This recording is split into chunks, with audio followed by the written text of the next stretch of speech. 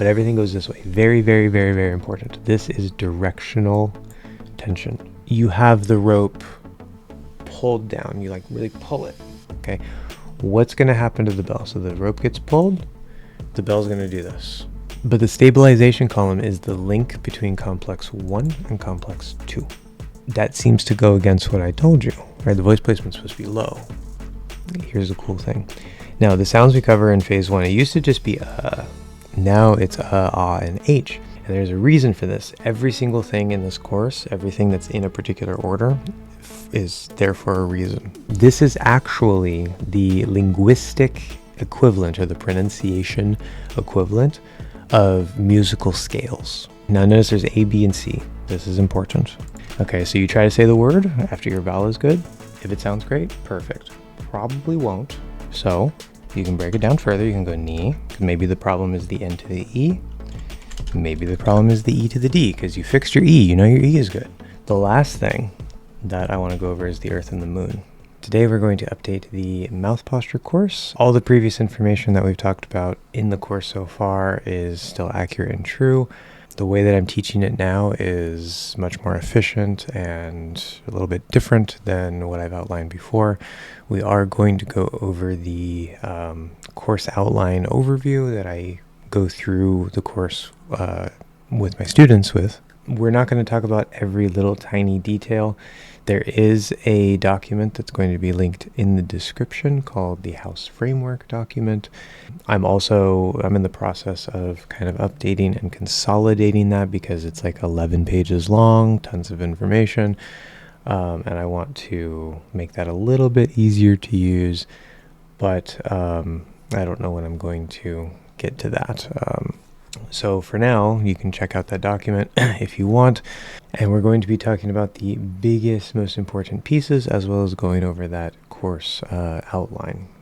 Now, we are going to go over the course outline that I'm using with my students in detail so that I can explain certain things and you can see how I'm doing things with people right now.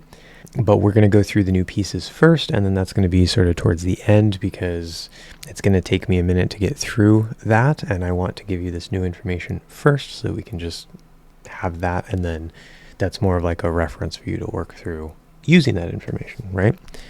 So this, by the way, this is the outline of the course that I just happen to have open here. But we're going to be talking about, technically it's the House Framework. We're not going to go through all this document, okay? Everything that you need to know is in here.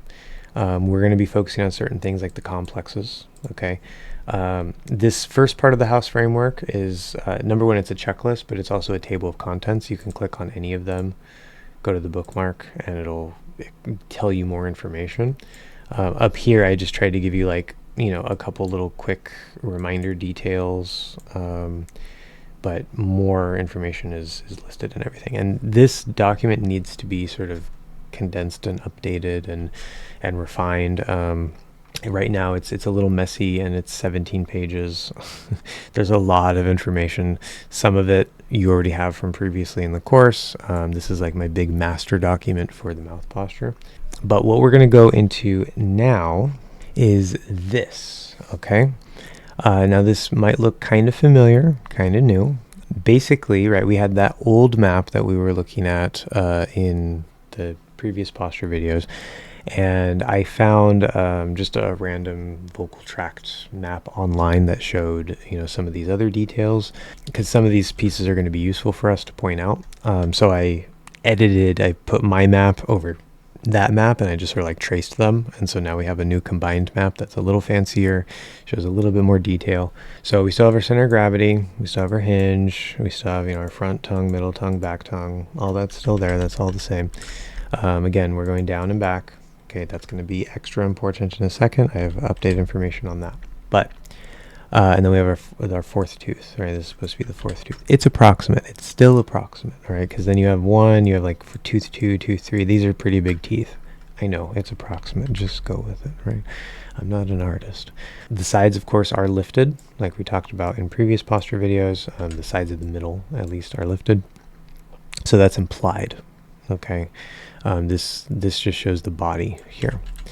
Okay, We should be familiar with that. If you're not, go watch some of the more recent videos and stuff.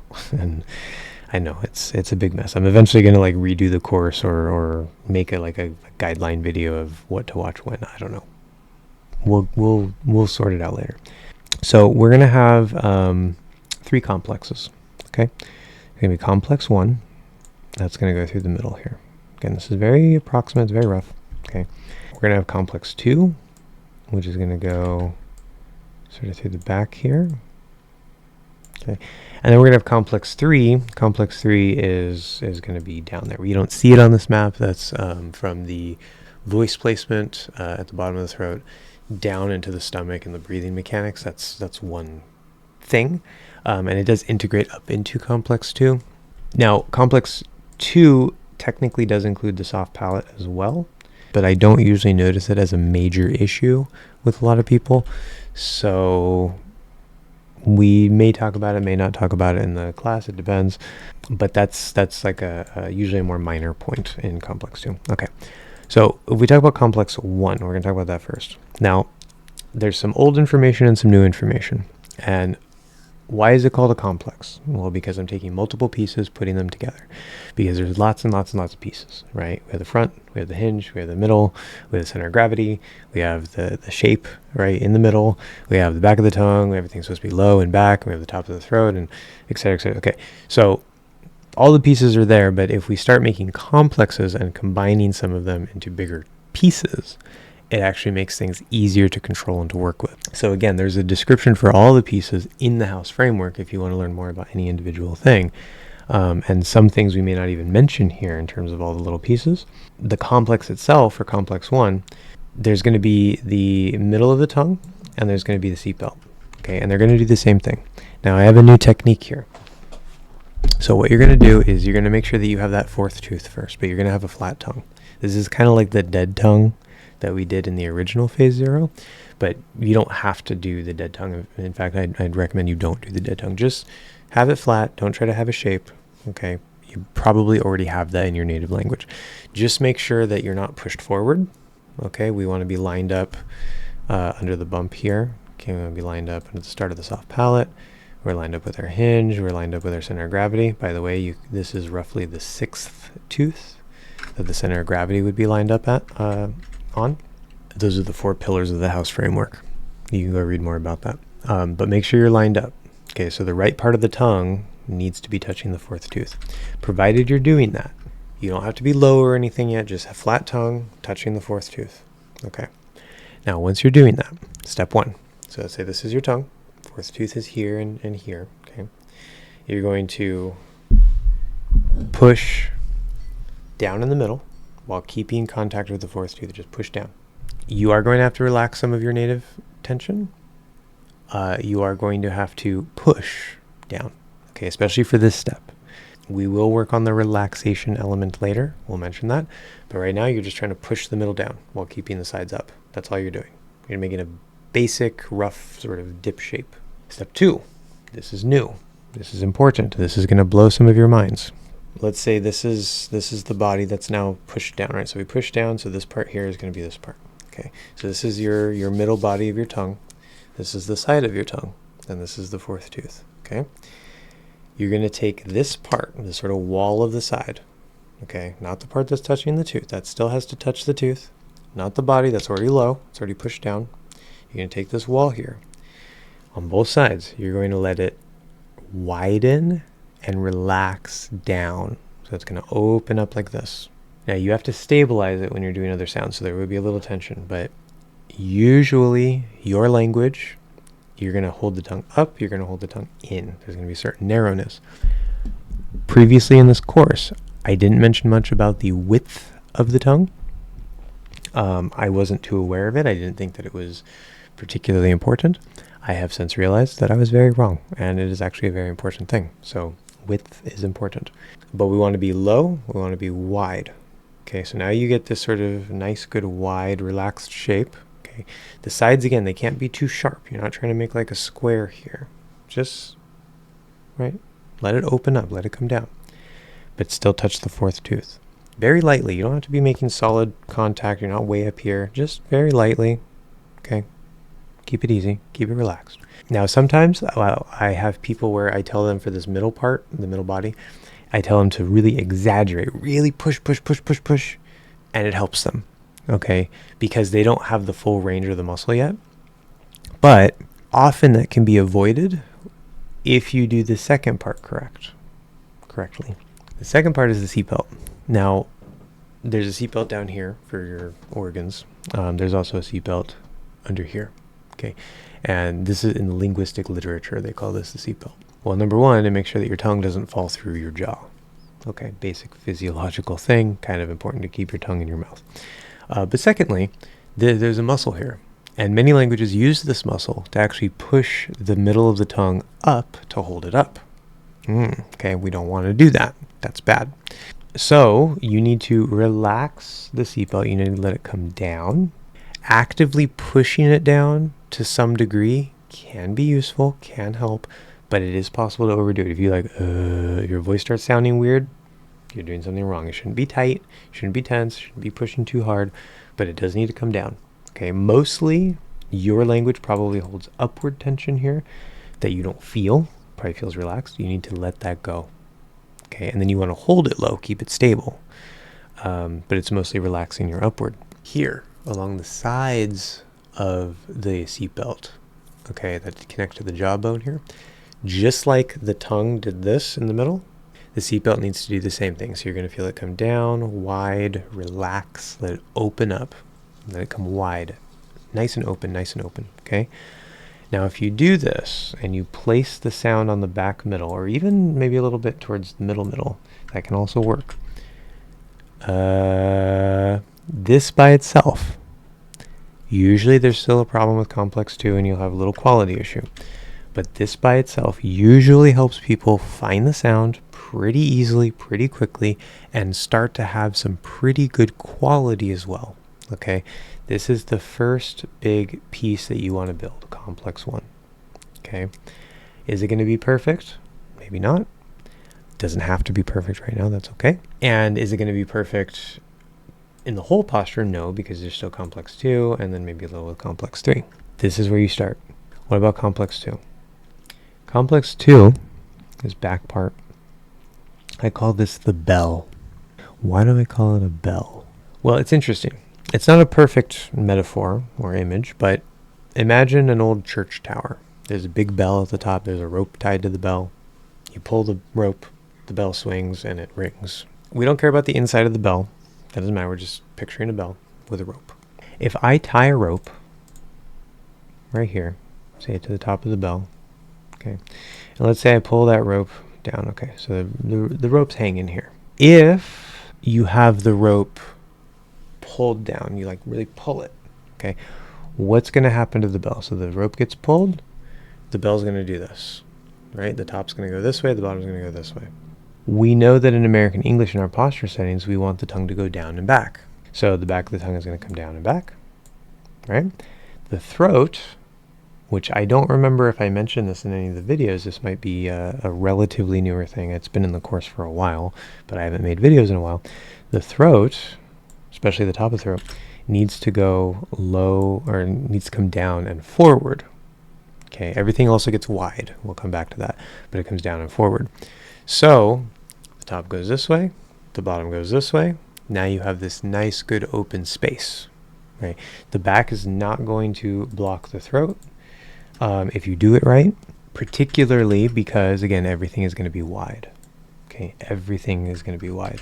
Now, can you widen too much? Can you widen in a tense way? Yes, you don't want to do that, but it's very likely that your language is going to sort of pinch the tongue, pinch the throat, hold things a little more narrower, hold things higher. You got to undo that. You got to reverse that.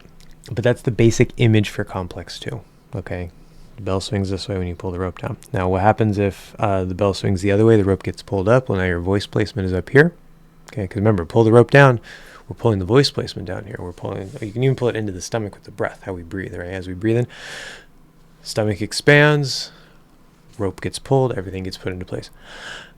You just hold it there, okay? But if this bell swings the other way, we're going up this way with the tongue, we're going up this way with the throat, it's going to pull that rope back up. Now your voice placement's up here. And this is if everything is working together.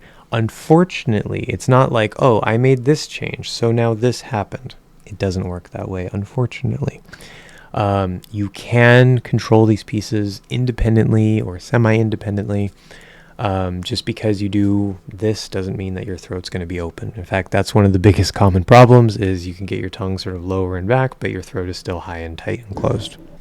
That's our basic image of what you're trying to do with complex 2. Now there's some other little pieces like the bridge in here, the epiglottis that we can talk about. There's the root of the tongue here. There's a base here on the back. We're going to go over all of those details as well, but that's the core big thing of complex 2. Before we get into a lot of those details, there's one important concept that we need, which is the concept of directional tension. Now, I don't think I mentioned this in any other videos, and if I did, it's been massively expanded and built upon, but directional tension. Why am I saying directional? Because it's not just static, right? I can have my hand in a fist, and if I just tighten, I'm just adding tension. It's not going in a particular direction, it's just adding tension, tightness, okay? But I can maybe, let's say I have my finger, and maybe I want to I don't want to actually move it, but I want to try to tense the muscle this way, I can try to push it that way, or I can try to pull it this way without actually moving the muscle. It's hard to do. Okay. Your tongue is a little bit easier, better able to do that because it's just a big muscle that has lots of flexibility. I'm going to give you an example using the sound in the middle. So I'm going to keep my posture. I'm going to keep everything the same, or try to as much as I can. I'm just going to take the middle part, and I'm not going to move it forward. I'm not even going to try to squeeze it forward. I'm just going to add some forward tension into this part of my tongue. Okay. So I'll give you a good one and then a forward tension one. Okay. See, just by doing that, the back wants to get tight. Okay, other things want to come in. My throat is starting to want to get tight. The cool thing, this is a big important concept that you guys need. And again, I don't know if I mentioned this before, but we're going to build on it. The pattern that I have noticed, all right, what did I just say? So the tongue comes down and back, throat goes down and open, and everything gets wide. Okay. The pattern I've noticed is that compared to American English, every language, to some degree, in some way, has the throat go up and back. Okay, so the throat goes inward and it goes upward. Okay, that's an ugly arrow, I know. And then that helps create sort of a tight base here, which we're going to come back to, that allows the tongue to push up and forward.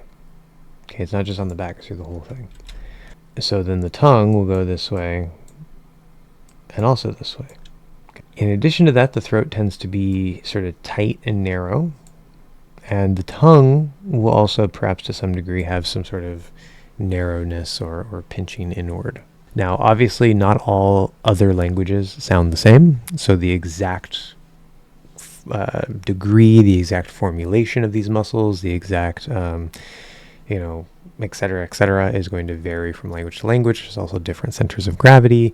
There's different, hinge or contact points. All of that goes into accent. But the general pattern, the basic underlying pattern that I've seen compared to American English is every single language that I've looked at: Japanese, Korean, Portuguese, Spanish, Russian, Polish, Ukrainian. What else have I seen? I don't even know. Mandarin. Okay. They all do this compared to American English. They all do this. No exceptions. The only language I found, I did a little bit of work with an Arabic speaker, a little bit. And it seems that they are like this in the throat, but they use our tongue direction. I'm not an expert on that. I don't have a lot of information on that, but that seems to be the case. They're actually even farther back than we are in the tongue, which is amazing to me. I don't understand. Anyway, that's beside the point. So most likely your language, it's not guaranteed. I can't speak for all languages, whoever's watching this video, but most likely your language does this. And you want to reverse that. So the whole tongue, the front of the tongue, the middle of the tongue, the back of the tongue, even down under here. Okay, it's not just the top. Doing all this, even the seatbelt. Okay, seatbelt can go down and back, right? It's all going to go this way and this way. Okay, and then everything in the tongue, even the seatbelt, everything gets wider. Right? Now, the front of the tongue, obviously, it sort of tapers to the front. That's not going to be as wide as the middle. It's relative. Okay, but I have noticed, for example, like in the t, the d, even the s and z, and maybe to some extent like the y sound, the e sound, the a sound. Sometimes when I tell students to try to widen the front of the tongue a little bit doing those sounds, it's like the last little piece that they were missing to do those sounds perfectly. It's very easy to overlook, very small point, but that tells me that there's at least some little bit of width in the front of the tongue that might be different from your language where you're a little bit narrower. So the back has a special aspect to the width. The middle has a special aspect to the width. Obviously, we know our middle is nice, low, and wide. We already know that. But the back, we'll come back to that in a second. But everything goes this way. Very, very, very, very important. This is directional tension. Directional, because it's going in a direction. It's constantly engaged. This is the posture. This isn't for a sound. This isn't just for this is for everything. If you're doing a T, if you're doing a K, if you're doing an ah, you're doing an ooh, you're doing an ah, it's always engaged. And it will resist sounds trying to break it. Okay? This is posture. This is part of the posture. Now, what does our throat do? Our throat goes down and forward. So we're going to go this way. We're going to go this way. And of course, we're going to be wider. So this is wider, right? So the throat itself, all of this is also wider. Okay? Especially through here, sort of area here, like right underneath, behind the seatbelt that we can't really point to, and then this part that we can point to. This whole section in particular needs to be nice and wide, nice and open, very low. So everything opens up, everything comes down. That again is engaged constantly. It's always there. Now there's one more aspect to directional tension, which is when we articulate a sound, any sound, it doesn't matter what it is, but especially a vowel sound. Notice what I did here. I drew the line like this. There's a reason for that. In the original map, I just put it here, right? I just put the line straight down. And the reason why I did that in the original one is because when I form a vowel sound, it feels like wherever that sound is, I'm pushing down on that part of the tongue. Okay, it feels like there's like a little dip or a little something there for that sound. But one thing that I've realized is that this directional tension, okay, for the tongue, we also do the same thing in the articulation of sounds, and this little detail could be enough by itself to give you an accent. If everything else is perfect, but you don't do this, you will still have an accent. Let's say, for example, the E. Okay, it's going to be kind of high in the front up here, somewhere around here, whatever. It's proximate. Okay. What a lot of students are actually doing, because you guys are used to doing this, so you're going up and forward. When you do the sound, you're actually pushing forward on the sound. Now maybe you're coming from under here, or maybe you're pushing, onto the tongue like this. Either way, there's a forwardness to it. And time and time again, without fail, I tell students, at first maybe they can't do it, but I tell students, okay, it sounds like you're pushing this way onto the sound. Push this way instead. Usually what happens at first, they'll go from here to here, where it sounds like now they're not pushing forward on it anymore, they're just kind of pushing straight down, and it does sound better, right, as long as everything else is still good. But then they kind of play with it a little bit, and then they actually start making it go down and back, pushing this way into the sound to go with the tension of the tongue. Bam. Sounds so much better. Like, usually it's like black and white. It's like accent, no accent. It is a very, very big important thing. You have to be pushing down and back on every sound. Consonants are a little harder to do, but especially the vowels, or at least the vowels, you have to be pushing down and back when you are forming those sounds. Otherwise, you will have an accent.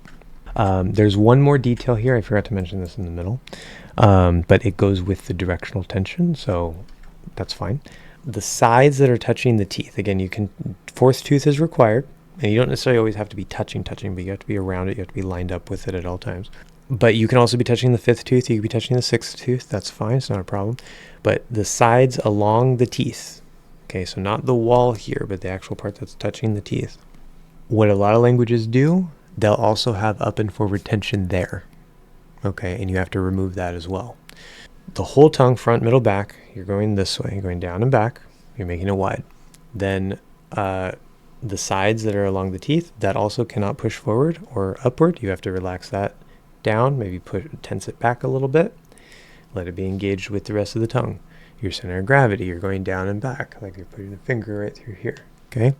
You have your shape, but again, there's that down and back underneath it. Nice wide, nice and open up. And then when you do every sound, again, you're pushing down and back. So everything from the sides to the middle body, the front of the tongue, the back of the tongue, the seatbelt, the sound itself, that whatever sound you're doing, it all has to go this way. If it doesn't, if any of it doesn't, you're going to sound weird. You're going to sound wrong. Okay. All of it has to go together. Pretty cool, I think. My mind was blown when I found out those details, but it's consistent. It makes one big thing. Now, when we talk about some of the details here in complex 2 with the directional tension, this is where things get a little messy, a little complicated, a little hard to do. This section right through here, you say this is the root of the tongue, sort of the top of the throat area. So this whole section and through here, right, roughly speaking, this is like the hardest section to balance. This will give you problems all the way into section 2, most likely. I've had a couple people start to kind of actually really solidify it before phase 2, but most people, it's gonna be a pain.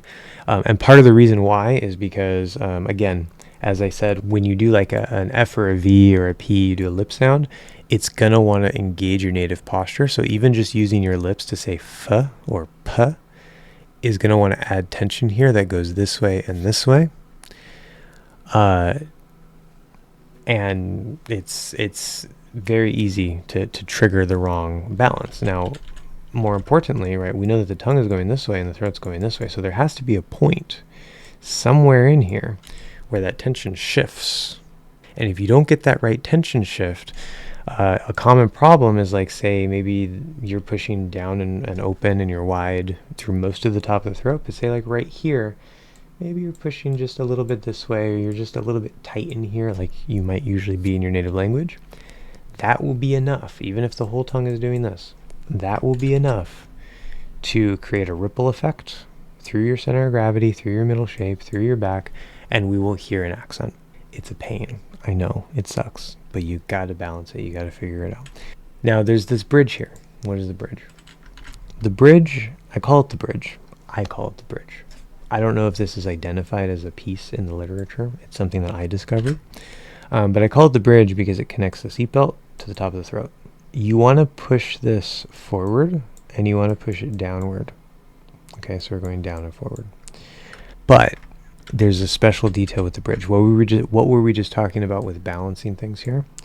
Same thing here. When you push this forward, you can't make the seatbelt push forward because the seatbelt has to be going this way. Okay, so instead of, like, you have your bridge and then you have your seatbelt, instead of doing this, we can't do that. Okay, seatbelt has to stay in place. Okay, and the bridge is going to slightly sort of push into it. Now, my hand isn't perfect. It's going to look like it curls. It doesn't actually curl.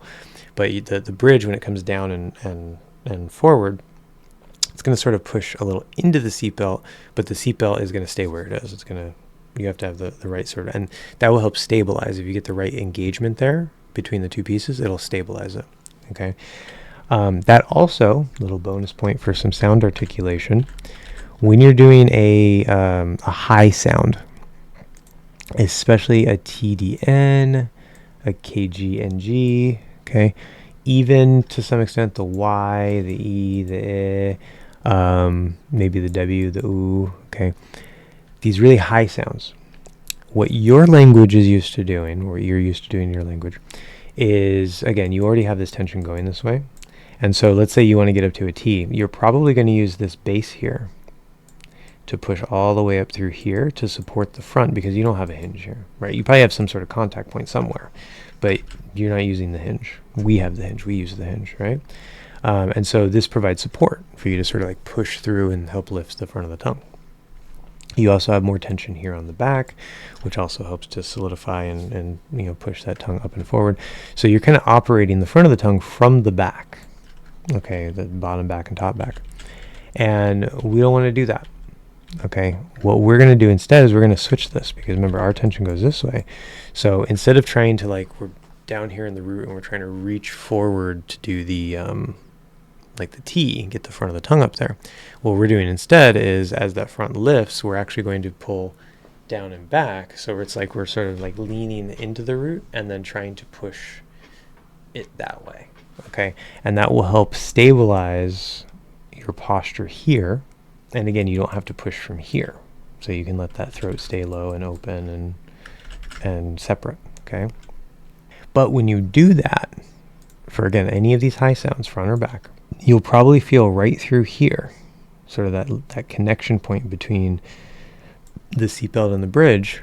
If you put your finger here, if you say like ta ta ta e e y k k, it'll feel maybe a little bit different for each sound. And you don't necessarily have to feel anything there. I can do it in a way where I don't really feel much. But particularly for the vowels, because they kind of float, like E, E, E. You can maybe see E, E, E. There's a little motion there.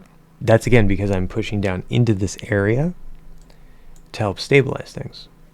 But one important detail, you can't push up. You're not pushing up from here. That's what you're going to want to do for your instinct, your habit, because you're used to having this high and tight and pushing this way. What I feel, if I feel anything, is it actually feels like it's pushing down as I do those sounds. So one more really big important thing to talk about on the back of the tongue in Complex 2, that is how the back works and stabilizes itself. Now this is going to be really cool for a lot of you. This is something I have not talked about at all in any videos. This is going to be a little messy, sorry.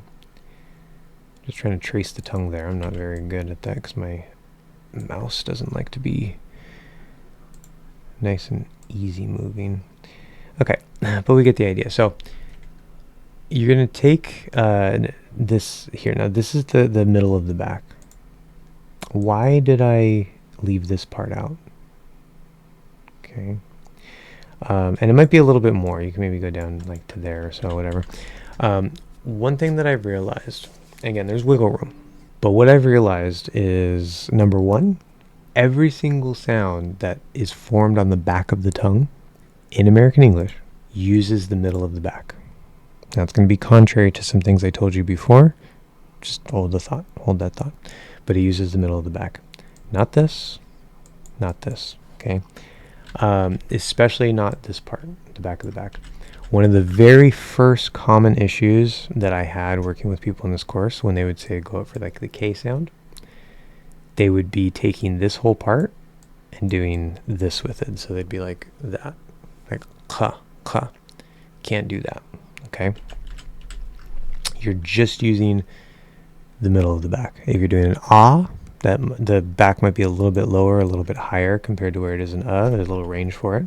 But ah, it's just right there in the middle, okay? If you do, so say ah, if you do an o, you do an u, you do a w, you do a kgung, you do an as in book. Interesting. Okay, now just a little detail while we're here. The which is one of the hardest sounds, as in book, right? The high schwa, as I like to call it. It's not actually a schwa, nothing to do with the schwa. The way that I've taught that before is that it uses the front of the back. And I think that's still a valid way to look at it. If that works for you, fine, not a problem. But now that I know even more about posture, I'm even more aware of how my tongue feels and how to manipulate things than I was even, say, 6 months to a year ago.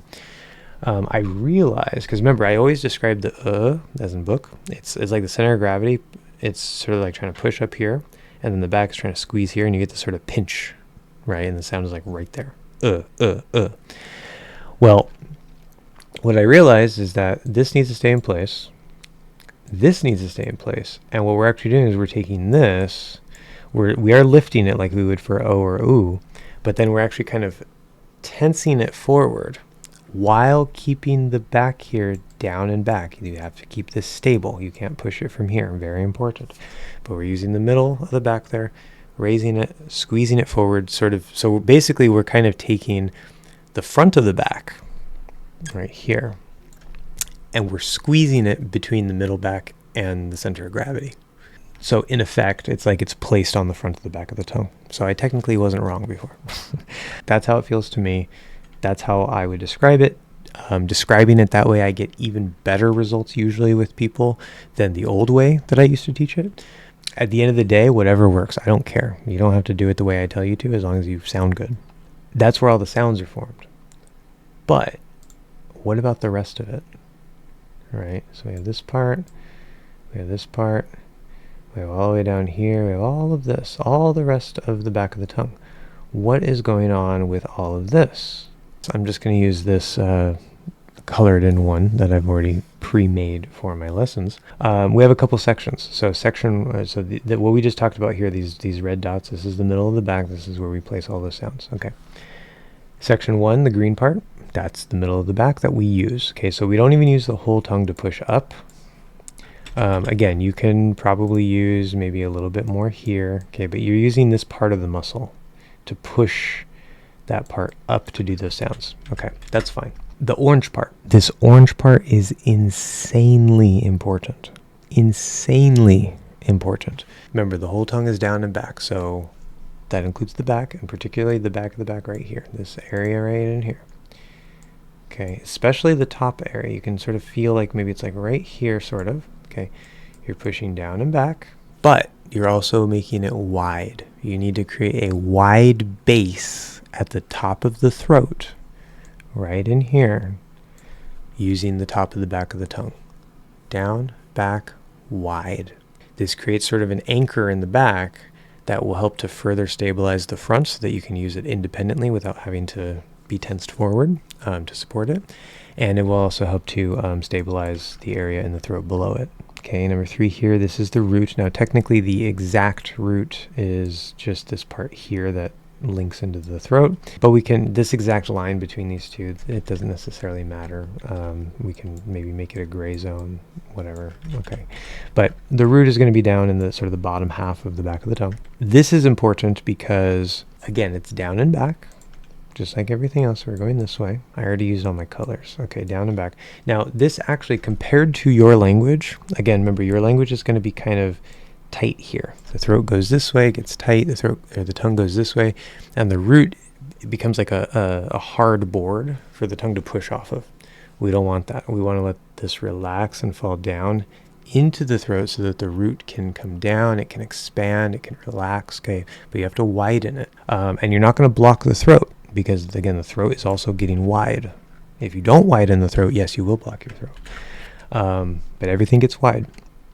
So you have to settle the root down into the right position and hold it there. For this section here, this is part of the stabilization column, which is a piece that I haven't mentioned yet. So we're going to talk about that, and then we're going to talk about how it affects the back. So the stabilization column itself is actually going to be about right here-ish. It's approximate. It goes down into the bridge. Starts at the center of gravity, goes into the bridge. Again, this is very approximate, but the stabilization column is the link between complex 1 and complex 2. If you take your center of gravity is trying to go this way. If you take your bridge, right up under here, not the seatbelt, but inside here, you're trying to go this way. You want to, as you take your tongue, go this way, focus on the center of gravity, you're pushing the center of gravity this way, you're pushing the bridge this way. So you're trying to stack them on top of each other. Center of gravity, bridge, bam. It's approximate. It doesn't have to be an exact straight line, but you're stacking them on top of each other. This becomes, very important, very, very important. This becomes an immovable object. Okay? Nothing can move it. Nothing can change it. Nothing can pull it. It stays there. Your center of gravity is constantly there. Your stabilization column is constantly there. Your bridge is constantly there. The whole thing cannot move. Everything else has to move around it. If it doesn't, you're going to lose the posture. Now, does that mean that you need to hold it in a really tight, rigid way? No. Okay, we do need to still be overall relaxed. 90% of it is relaxing your native tension, and then 10% of it is getting things into place, all of our settings, the stabilization column, the tension, the width, the wideness in the middle, just stabilizing it, holding it. Okay, but the biggest problem you're going to have is removing your tension. Once you have that, and in the course, when needed, sometimes it's not needed, but we talk about like, oh yeah, okay, if we say on, we go from the ah to the n, like how does that feel as we pass through the center of gravity? How does that feel through the stabilization column? How does that feel on the back? And so we're not going to go into those details here, but in the course, we could go through those details to help you tie everything together. I can't fit, this video is already really long, I can't fit everything into this, right? Not every little detail. The back of the tongue part of the stabilization column, so not this part, okay, just the orange on the back of the tongue. We extend that out to this brown part, which is the rest of this. It's sort of like the front of the back of the tongue, and that helps to sort of stabilize the front of the back. Okay, so we have stabilization column plus the front of the back. That just kind of stays there. Is there a little wiggle room? Can you feel things maybe wiggling a little bit? Yeah, but it stays there. Number 2, the back of the back here stays there. Number 3, the root stays there. Okay, this white area, you don't have to say, well, what's there? It doesn't really matter. I just didn't color it in, right? There's muscles going through here. Okay, whatever. And then you have these gray arrows that are kind of hard to see pointing back, right? Everything goes down compared to your language. But the cool thing about this is the stabilization column sort of pushes back through the back of the tongue into this base and into this root, so that the back of the tongue now becomes like a solid, locked in down and back piece that is just stable, right? It helps stabilize the middle because now the back's stable. It helps stabilize the space in the throat, the width, the openness. This is such a key, important area to everything. Okay, but you have to get everything right. And then again, it's just that middle of the back that we use to form the sounds. If you're doing, say, a T up here, you will get a little bit of resistance here. This always has some tension. It always has that bass, that low, wide back bass. But when you go to do a T, it's going to want to pull on it. Okay, and so you'll maybe feel a little extra tension on it. Not too tight, but a little extra tension to help sort of stabilize this way. Because again, we're not pushing it. Just like I talked about with the root, we're not pushing from here up into the lift of the front. We're reaching down into the root to help push off of it so that we can lift the front. Also using the hinge, of course. But this is the other stabilization where we're resisting this way to stabilize that whole back, and then the front can kind of do what it needs to do using the hinge. So there's one more big new thing before we talk about the course outline overview, which is the a little bit about complex 3 and the connection between complex 3 and complex 2. So as we said, right, we don't see it on this map. Complex 3 is down there. Okay, I've talked about the voice placement before, how you don't have to speak from the chest, you breathe from the stomach, right? And earlier we went over, or in a minute actually, and as we go through the outline, I have a new special exercise for you that's going to help you start using the diaphragm to breathe. It's not like singing. A lot of teachers, I think, get this wrong. They do too much of it.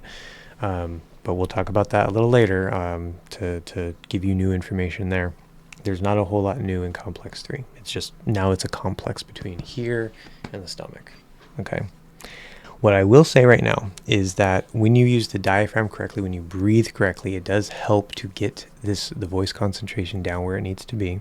Part of it is you have to lower, open, widen. It helps push it down. You're not trying to really push down too hard you're not changing your pitch, okay? But by lowering and opening this, it does help to bring that voice down. And then by using the breath correctly, it will help to concentrate and stabilize it, okay? So they work together from top, or from above and below to meet right here. Now, that being said, what's the link between 2 and 3? So we can say this section here, okay, sort of top of the throat area. A common problem that I get, especially with Asian language speakers, Japanese is usually the worst because Japanese is like the highest, tightest language that exists probably. But when we're trying to get not just the breath and the placement, but just the posture as well. It can affect your posture, especially here on the back. I'll commonly hear that like you'll be kind of like breathy, or your voice will sound like it's kind of up here. So you'd be like, something kind of like that. We don't want that. Okay. It sounds unconcentrated. It sounds airy. It sounds high. You want to have it more here. That seems to go against what I told you, right? The voice placement is supposed to be low. Here's the cool thing. We talked in a previous video about resonance, how in the mouth there's two places of resonance. There's the global resonance, which for American English is in the back half of the mouth. And then there's the local resonance, which is wherever the sound is. So the E would have some vibration up here. Okay. And then in the throat, we have the voice placement. That's our resonance in the throat. Well, one thing that I've come to learn and appreciate the importance of is there is a local resonance in the throat. It means something different. That's what I call it. Okay. I call it local resonance. It has nothing to do with a particular sound. It's consistent regardless of what sound you're making. But I say local because our voice placement is lower. It's down here. But as you go up, if you don't have these muscles arranged correctly and stable and open, okay, and relaxing your muscles that are engaging your posture, then you'll get probably that sort of loose, airy, high voice type effect where it sounds like you're just sort of up here at the top of the throat, like way top of the throat. Okay, or you might sound like you're around here, but then again, it just doesn't sound concentrated. So instead of you sound like something kind of like that. So there are muscles around here that need to be kind of coordinated just right. This will help link complex 2 and complex 3. Sorry, complex 2 and complex 3. I said that reverse. And this will help, again, the middle. We don't really care about the middle of the throat, but you can't be pushing up. You have to remove any upward tension that you have. Okay. This area, the way that I teach it that usually works for people is I say, if you can picture this area and make it like a sandwich. So again, you don't have upward tension in the sense like you're trying to push up through here, but just the muscles, just this local area, you're just kind of like trying to squeeze it a little bit. So, if I don't do that,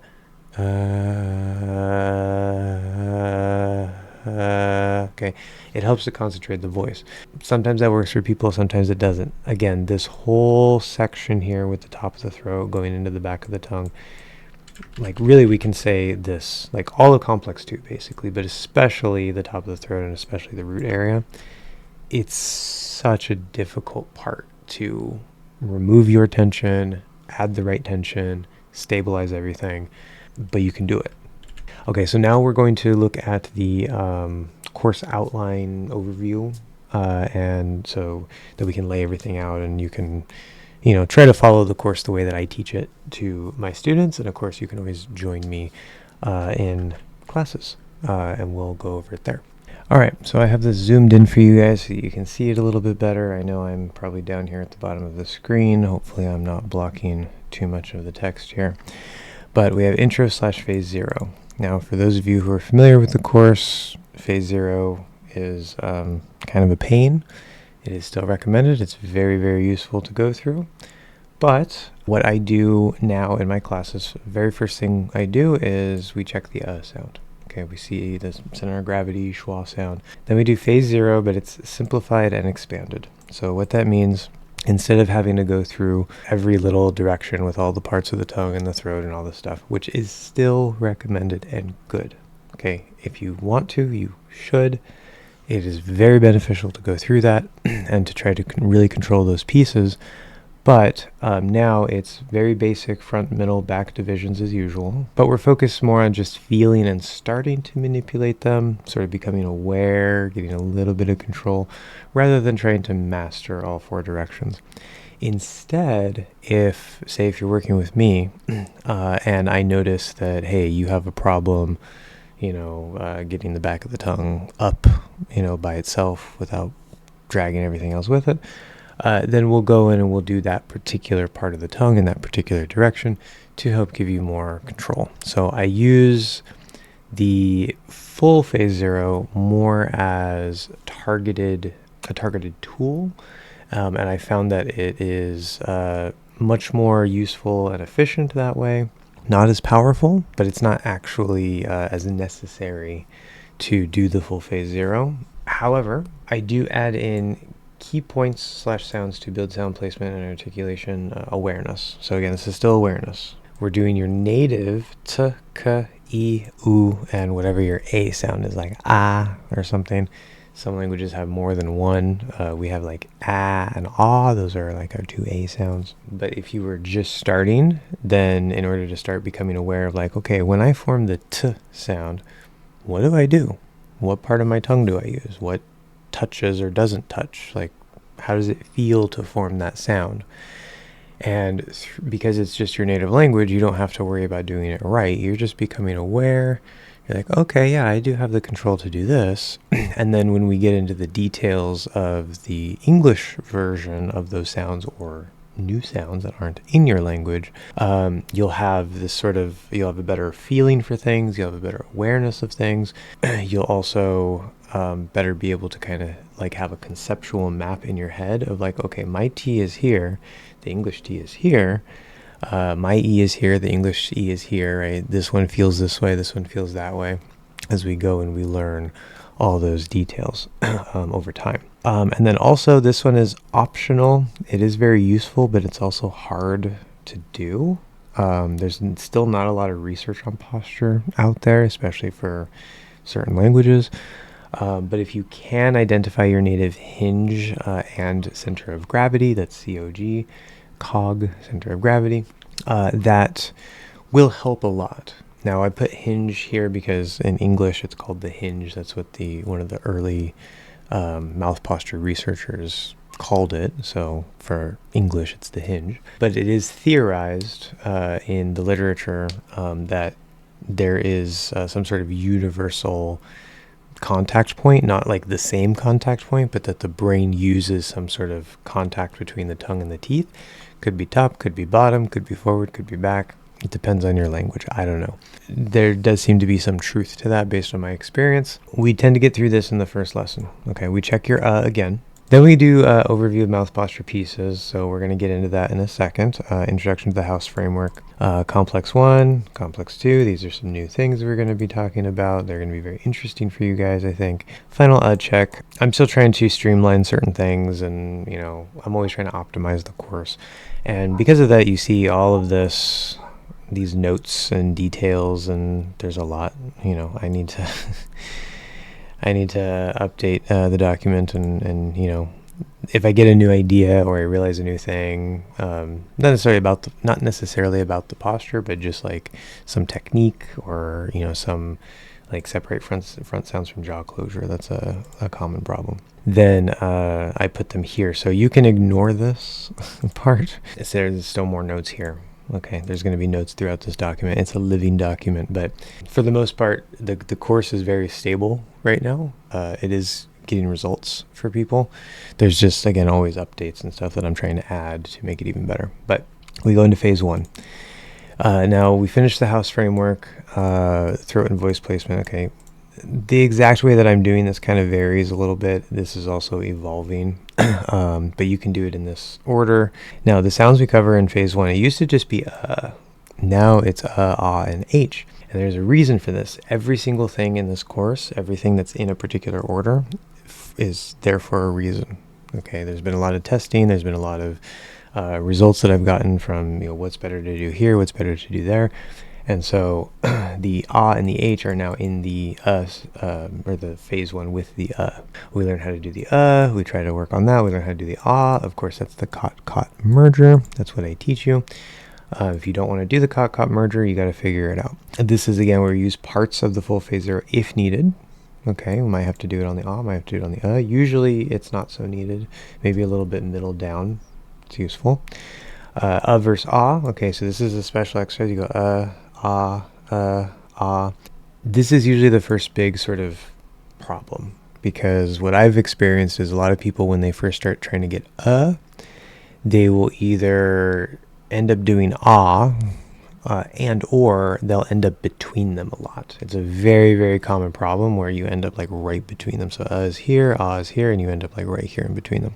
You like something like that. But I have you do that 5 times. Okay, if you can do it perfectly or near perfectly 5 times back and forth, you're good. There's the 10 times odd test. You just do it 10 times in a row. 10 times odd test. You do it 10 times in a row. The clapping test. This is one, I don't know if I talked about this in a previous video, but it's something I've done in the course for a long time. To really test if you have the ability to go into the and the posture, what I do is I have you talk about whatever. Occasionally I'll clap. You have to get 7 out of 10 claps perfect or near perfectly, where you just snap into the posture without thinking much. You have maybe like 2 seconds at the most. Definitely best to work with a teacher on that exercise. Then we talk about the H. There's the H test. We talk about how to form the H. I talked about that in the how the posture applies to almost all the sounds video. It's one of the last sounds we talk about, if not the last sound. And I talk about the 2 basic ways to do the H. We go over that, and then the one that we choose to use, that we prefer to use to make things easier. Pretty simple usually. You know, H is not that big of a deal. When we talk about extra breathing mechanics, okay. This section needs to be updated and stuff. The way I'm doing it now is it's kind of scattered throughout the first section, like in phase 1 and into phase 2. But let me show you a little bit about what I mean by this, because there's 2 very important things, and they're not listed here. They're referenced here, kind of the paragraph, but I'm pretty sure I linked this in some video at some point, not with the slashes. The slashes are new. This is the newer paragraph. A while ago, a long time ago, I made a different paragraph, and that paragraph I no longer use. So you can use it if you want, but this paragraph is specially designed. It has no R's, no L's, but it has at least 2 or 3 uses of every single other sound in the language. And this paragraph can be used for multiple things. The first thing that we use it for, and right now pretty much the only thing I'm using it for, is with these slashes. It's for breathing work, breathing basics, starting to get the mechanics, starting to remember to breathe, okay, how to breathe. And you do that at every slash. I'm going to give you this here. This is a new exercise, a new technique. Okay, so there's the 3-step breathing process. Okay, again, this is for speech. We don't do this if we're just breathing. We do this in our speech, and it is part of our speech. You have to do this. So step 1 is we're going to take in a sharp breath. Okay, so I talked about some of these details in the Joker video. Some of this is going to be new, some of it is not. But you take a sharp breath in. Okay, you want to hear it. It's not a whole body exercise. You're not like that. You're not overdoing it. Okay, now here's a bonus tip. If you bring in that air and it sounds like there's a very little space, like something like that, it means either your mouth is too closed and or your tongue is too high. We're hearing the friction as the air gets sucked in. We don't want that. That means your posture is not good. Keep the tongue low. Keep the jaw open. See, I have this nice low posture. It just comes in. Step 2, at the same time, okay, the stomach expands outward. You're using the diaphragm to do that, which we'll come back to. As a bonus point here, right, I told you in that other video, you want to slightly tighten the stomach muscles, right? But there's actually a little update here. It's the inner stomach muscle, okay? There's a band here underneath your ribs across your abdomen. All right, when we say stomach, sometimes I get confusion from people. Stomach does not mean the organ that digests your food. It means your entire abdomen. That's commonly what we refer to as the stomach in everyday speech. Yes, there's a muscle underneath the outer abdominal muscles. That's called the seatbelt in physiology because it holds your organs in. That's the muscle that you're trying to slightly tense. Don't make it too tight. You'll know if it's too tight because you'll sound like this, like you're really pushing. Okay, we don't want that. But as you take the breath in, the stomach expands. Now, if your stomach is expanding, that means you're using the diaphragm. You're going to lightly, not too lightly, okay, it is possible to be too light, but you're going to lightly squeeze the diaphragm. Or you can think of it as push from the diaphragm. Okay, so squeeze / push from the diaphragm. This is something that I didn't mention too much before. There's that diaphragm muscle sort of underneath here or on your bottom of your rib cage. You need to use that to help push things out. That's also going to help concentrate your voice placement. That's all part of complex 3. As for this part of the course outline, there's advanced breathing information, the force, the rate, and the control.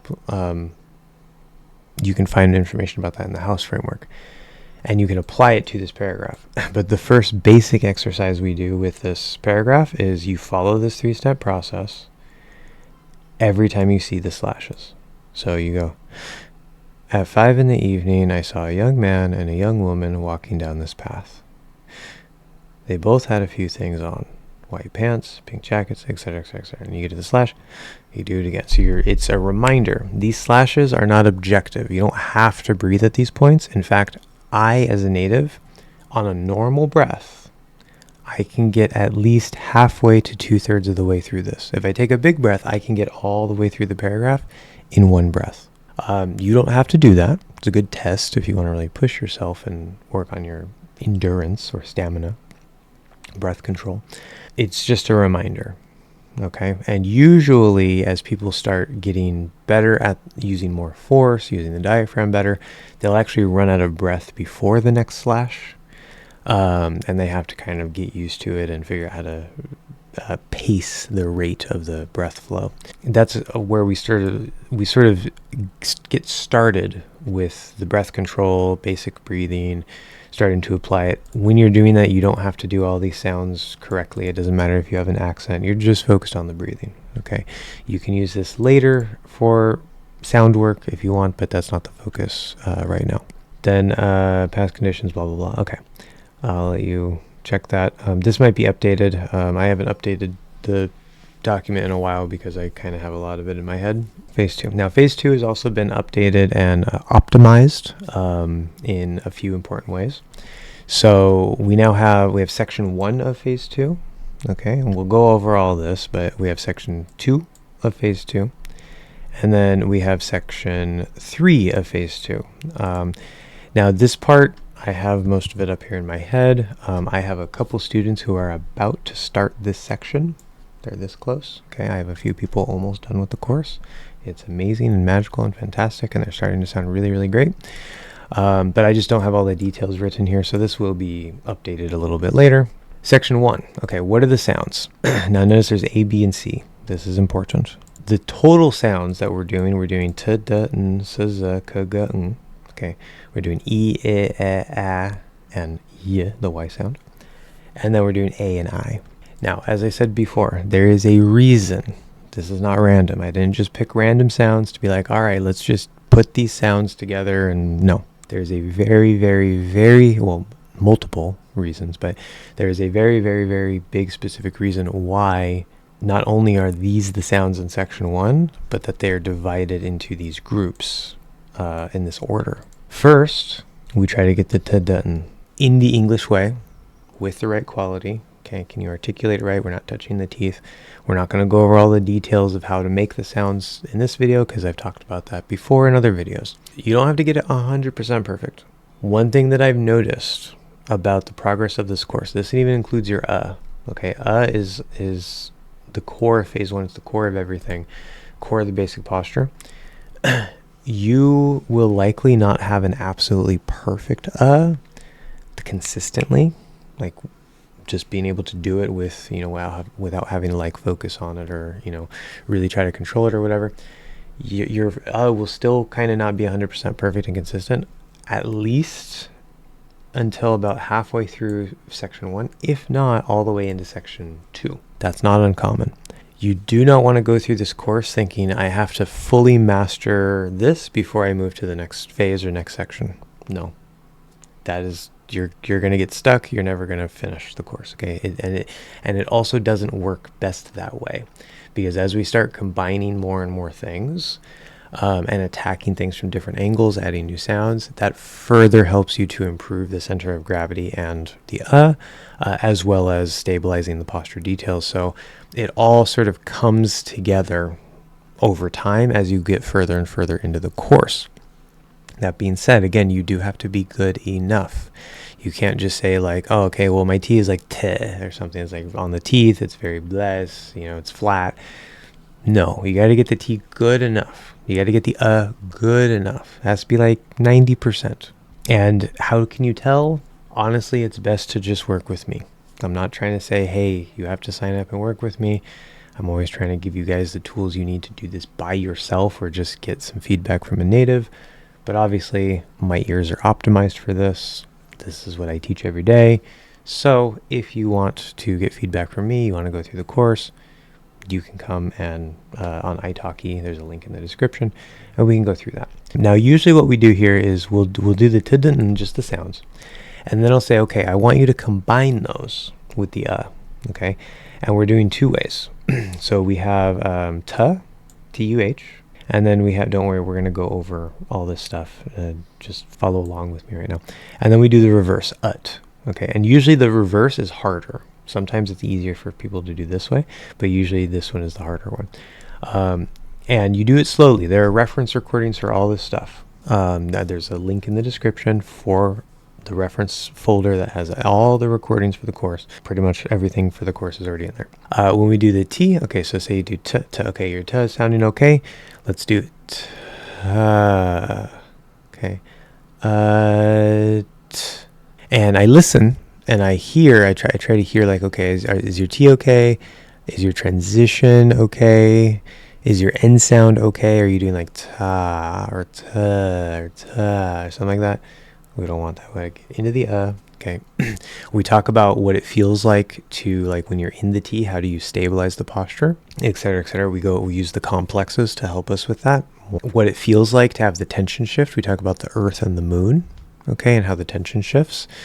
And then same thing with the reverse. So usually if you go from up into T, the back of the tongue is going to want to like come up or get tight. You're going to want to push from here. That's what your posture is used to doing. It's used to being like that for the T. And so you have to stop doing that. So we try to work out or remove your postural elements, your habits, and stabilize the new posture. Okay, and we do that just step by step. Okay, basic sound, transition one way, transition the other way. Again, you don't have to get 100%. Just close enough. We do the D, basic sound, transition, transition. The N, basic sound, transition, transition. Once you can do those, again, well enough. And you can also, as long as you're in A, you don't have to like get this 90% before you start looking at this as a, but as long as you're in A, you can technically be working on all of these, even if they're not close to perfect. Okay, but it's the same thing. You do sa, you do z. Okay, you make little changes to make your sa and z better. Work on the posture, work on the articulation. You try to do sa, us, z, us. Okay, same thing with the k. And we don't touch these yet. Okay, that's why they're in a separate section. Okay, so you work on your basic transition and articulation of this group, group A. Then we go to words number 1. This is where we start practically combining them into actual words. So we have done, and there's a recording for this. Done, sun, cut, does, tongue. This is like the first big test, first big challenge. Okay, and it's usually really, really hard for people, but that's why we do this first. See, it's like a building block, because you're learning how to do ta and ut and da and and ud, and then now, okay, can you go from the D to the and then up to the N? So you're just going up to a different end spot. So da, ud, you just do done. Now it's an N instead. Okay, so you get the idea, right? There is a second recording that you can also use. The Y, obviously, we get to here, so I threw that in for extra practice. You can use this one if you want or not, it doesn't really matter. I usually forget about this one, actually. It's not required, it's like extra. These words here, I'm going to record all the individual words. I haven't gotten around to that. This is more reference for all the words that are in the sentences. It's just a list of the words that are in the sentences. We're going to come back to that in a second. But there are also some exercises here, okay? So first, there's the ta-ta-ta exercise, which you can replace the ta with anything. So it's the T, D, N, S, whatever, it doesn't matter. Not necessary for all sounds, only problem sounds as extra reinforcement. first separated, then linked. Okay, so what that means is you're going to do, let's say we use the T. So you're going to say, okay, ta, ta, ta, right? So you do that 3 times. It basically just, okay, can I do it 3 times in a row and be more or less consistent? That's the easy way. But once you do that, the real exercise, the real challenge, the real benefit for helping to feel and stabilize the posture is doing it in one big breath where you're going in and out of the T. So you do ta, ta, ta. That's really going to help you feel the center of gravity is in place, the posture is in place, everything's locked in. You're resisting well enough to stabilize the posture. You're able to control just the part of the tongue that you need for the T well enough, etc., etc. So it's a really good exercise to bring all that together. Do recommend everybody goes through that. It's not completely necessary, but it does usually help people. And again, you can use it to target weaknesses, but if you want to do all of them, you can. Again, the Y is here because it is a consonant or semi-vowel. We don't learn that to here, so if you want to save it until you get to here, that's what I would recommend doing. I don't have anybody do anything with the Y until we get to the end of section B or subsection B. So you can come back to that one, okay? Then there's a consonant run. We have all of them, including the Y. Again, you can leave off the Y and add the Y in later. That's fine. But you're doing ta, da, na, so, okay. Now, at first, you want to be able to do this slowly. So you're like ta, da, right? Just like you would normally practice the transitions. If you can do that, really well, close to perfect, consistently, right? Every single is the same. Doesn't matter what sound you're coming from. Every single one is the same. The sounds themselves, the consonant sounds, they sound pretty good. Okay. Then the test here, this also serves as a test, is to go through at a decent speed. So you're going to do like ta, da, na, sa, za, ya, ka, ga, nga.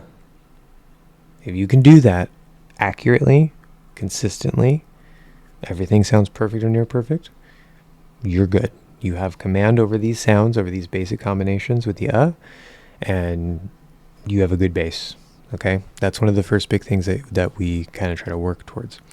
Now, this is actually the linguistic equivalent or the pronunciation equivalent of musical scales, and it works just as efficiently and just as magically. There's the consonant run reverse, so same thing. We're doing so right, I can do it like ut, un, us, I, ug, ung. The is a little bit weird because we don't usually have Y's at the end of things, but it's just for practice. You will have to link sometimes, like a young man, I. Okay, so it will exist, just not in a word. That's all the consonant work. Okay, so you have plenty of exercises. You just work on this. You're just combining them with Okay, then when you get to B, all right, we have the E, the I, the E, the A, and the Y, the Y sound. This is where we start jumping into sentences. Okay, and this is the cool thing. So this is A, B, so this uses the sounds from A and B, just using this subset of sounds, right? Just these consonants, these vowels, plus the Y, and of course the and the ah and the H from phase 1. It's like half the sounds of the language. We can actually start making some very natural, normal sentences. Okay, he needs to get on it. Nick said he has a T. A cat is on his neck. That one maybe is a little bit weird, but it could happen. Somebody could be sleeping and a cat is on your neck. Okay, I'm trying to target certain sounds in here. I'm trying to balance things and whatever. Ask his dad to sit. Again, a sentence that could happen, just not very common. We're starting to combine these things, right? So at this point, before you get into the sentences, I would have you do the E and the I and the A and the A. We check all those. We learn how to do those. The Y we leave out for a second, okay? Because the first 4 sentences don't have a Y. We're just getting used to our new vowel sounds and putting them with, the sounds we already have. And then here we start adding the Y. We have 2 sentences that have the Y. And then from there on, there's going to be Y's popping up here and there because we have the Y sound. C, this is for the A and I. This is the content that you have to work through in order to move on. Okay, once you have that, then you can move to section C. So we learn how to do the A and the I. And then we do those other sentences. Again, not perfect. You don't have to be perfect. They won't be perfect. Okay, and it's just focusing on the posture. It's not the rhythm and the stress. We come back and do that later. Stabilizing. Okay, you go through the sentence like, he needs to get very slow, and then you can speed it up. Okay, but you go slow first. There are different exercises you can do here as well. So you can put, this is a really, really powerful, useful technique. You put between everything. This not only helps to keep your posture on track, but it also helps to reinforces the and helps you know if you're getting out of place. Because if you try to say, okay, he, that wasn't good. Something changed. Okay, every single should be exactly the same. Should be consistent. Should be near perfect or perfect. And then when you go into the word, you're just holding that posture, holding the center of gravity as you do the sounds. Go back to do the next word. Go back to etc., etc. Now there's also a vowel run. So the basic vowel run you do. This is another sort of scale exercise. So you're trying to do e, a. Then there's a weave. This one's fun. Most people like this one. There's just between everything. That's why it's a weave. You're putting between everything. So do e, and you can go slow. That's fine. Ideally, you'll work up to a good consistent speed. That shows your mastery. This is a really, really, really good exercise because you have to hold the center of gravity, hold the posture, and go in and out of these front vowel sounds. Okay. Then once you get to the diphthongs, you have the A and the I. You can also do the diphthong weave. We don't have a lot of diphthongs. We only have 2 right now. So I just repeated the same thing 3 times. So you go A, I. But it's a bonus if you can actually make it one big long sound. And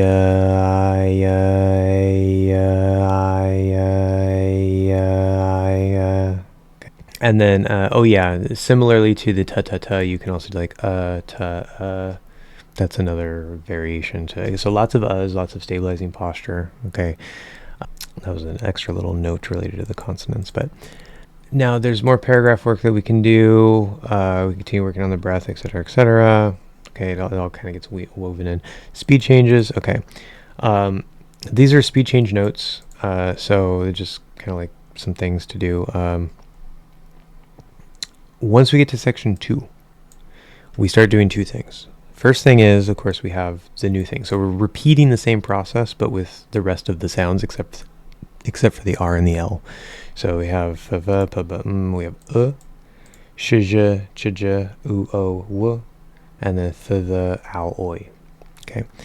And again, there's a reason why they're in this order, which we'll talk about in a second. But once we start section 2, we also take the sentences from section 1.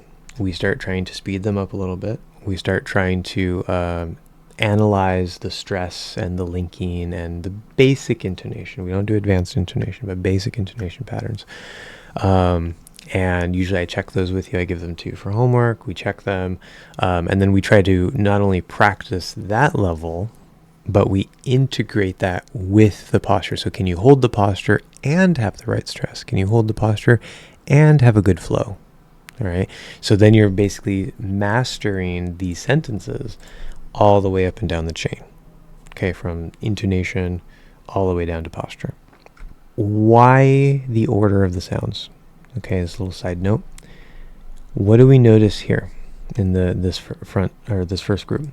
Front sound, front sound, front sound, front sound, front sound, back sounds. Okay, so these are front of the tongue, these are back of the tongue.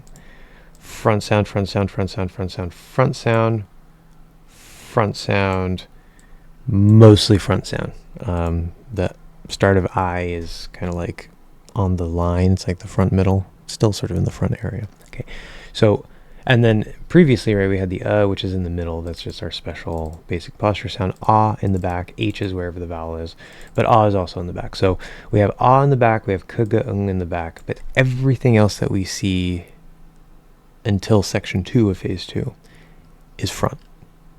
And there's a reason for that. Because instead of having to worry about all the back stuff, now having the ah and the kgung gives us some room to make certain words, make certain sentences without trying to like force things in an unnatural way. That's one reason why we have those back sounds there. But number two, the ah is the lowest back sound. The kgung is the highest back sound. So it's just sort of the two end points where you start to figure out how to kind of use the back of the tongue with the posture. But you don't have to worry about like all those other in-between ones, the oo, the w, the o, okay? It makes it a little simpler. Meanwhile, we're very front heavy. So we're learning how to use the hinge. We're learning how to stabilize our shape and our center of gravity and the back of the tongue while using the front of the tongue in a more efficient English way, so that you can master control over it. So you're constantly, in almost all of these sounds, getting practice in using the front, stabilizing everything else. Okay? When we get to section 2, there's also a reason for the order of these sounds. The f, v, p, b, m, these are lip sounds. So previously, we had no lip sounds. Okay? The ah doesn't use the lips. The doesn't use the lips. The e, a can use the lips, and we do tend to use them a little bit, but they're not required. We don't even really talk about it very much. We just try to make sure the lips are kind of relaxed for the most part. We don't want to be pinching. I talked about that in previous posture videos, more recent posture videos. One thing that I learned pretty early in developing the course is as soon as you add the lip sounds, it wants to trigger your native posture back here. And so we don't want to worry about these, right? Not only like if I give you an F sound and an oo, right? If I say like food in section 1, now your lips are trying to break your posture. The oo is trying to break your posture. And then you have a D. And then you have to, so it's much more complicated. This way, we have the D, okay? We don't even worry about all the rest of these back vowels. We add the okay? But it's mostly f, v, p, b, m. And how to actually use the lips, stabilize the lip posture, and use the lips in a way that doesn't break the inside posture, okay? And make sure you keep your space in your mouth and all that stuff. So this is like a special little section that's almost like a completely new thing, new part of the posture. But again, so we have more L words that we can do. We have, it's a lot of the same stuff. You could do like the f, v, v, right? Same exercises, consonant run, okay? F, v, p, b, m, sh, j, ch, j, the, th, w. It's a mouthful. You have the reversed one, okay? And you can extend this to the all of them, right? You do like the ta, da, na, sa, za, and then get all the way to the f, v, p. You don't have to do that, but okay. Basic vowel run. Again, we don't do this until you have the oo and the o, so whatever. Vowel weave, same thing, and then we have another diphthong weave. Ow, oi, ow. Okay. Sentences. So this is section A sounds. Progressively, we add more sounds. So first, there's just some F, V's, P, B. This one just has F and V's that are new. This one starts adding some P's and B's. This we start having the we have another P. Section B, again, we're progressively adding some more of these new sounds. Okay, I know this is kind of long. I wanted to go into detail with you guys so that I can explain certain things and you know what you're doing if you're going to use this as like an outline for yourself. So there's a few things that I forgot to add that I want to throw in here. We can see here I have a list. We're just going to go through these one at a time. Number 1, avoid upside down V and why you want to do that. So in IPA, right, there's that symbol. It looks like a V, but it's upside down. Okay. And if you are familiar with my content, you'll know that in American English, although that is a different sound than the schwa, it's used as part of the range of the schwa. I have a video called The Truth About the Schwa. I have a follow-up video with more evidence about that. I have a compilation lesson of all the schwa videos I've made. You can go watch all that if that's new for you. What I want to mention here is when you are practicing the center of gravity, like the basic posture. And when you're sort of getting in and out of that sound, you don't want to do the upside down V. Now, in real life speech, if you happen to hit the upside down V when you're supposed to be doing the sound, it's fine. You'll sound great as long as your posture underneath is good. Okay, it's not a problem. The reason why I want you to avoid it, at least when you are learning the posture and drilling in all this stuff to build the muscle memory, is because, number one, the upside down V is not a required sound in American English, because again, we use it as like the fully articulated, fully opened, or stressed version of the center of gravity. But you can just use the center of gravity itself as a sound to replace it and use that as the stressed schwa. Again, this idea that the schwa is never stressed, there's no real basis for that. Yes, the schwa can be stressed. Anyway, I've talked about that elsewhere. So, it's not required. Why make your life more complicated? Reason number two, more importantly, what I've noticed is that because many languages have this sort of forwardness or pushing up, especially the forwardness in the tongue, and how the tongue might be kind of angled a bit, depending on how you do certain sounds in your language, like your ah sound.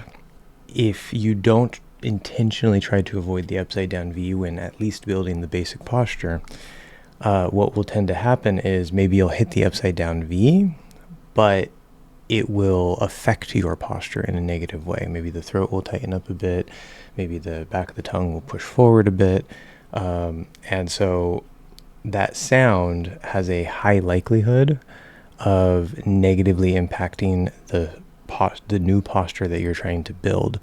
Whereas if you focus on the actual sound, the center of gravity itself, which is sort of between the true schwa and the upside down V, roughly, then you will be emphasizing the down and back, especially the back directional tension that we talked about. And it really helps you to solidify the proper posture and avoid mistakes. It helps you get things relatively a little faster, in my experience. So try to avoid that sound. So you don't want to be doing, if you're doing you don't want to do ah, that's a common mistake. You don't want to be between and ah, that's a common mistake. You don't want to do the upside down V, that's a common mistake. You want to hit right into that center of gravity, not anything like that. Now, one last bonus tip here. This is kind of abstract, but to me, the upside down V feels like it's just a little farther forward and a little farther down, a little more open. And it feels like I'm doing like the ball that would be in the center of gravity that's sort of like trying to sit this way. It feels like it's just slanted this way a bit. It's still pushing this way, but it just feels like it's twisted a little bit this way. If that's confusing, you can ignore that. But if it helps you to try to, if you're doing the upside down V on accident and you can't fix it, if you can just sort of rotate that ball this way a bit and get the tongue a little bit more like this, make sure that the tongue is even. You have a nice, good, even middle shape through the whole middle, not like this. Okay. These things can help you avoid the upside down V and solidify the core posture. Next, the stabilization column plus upside down base. Okay.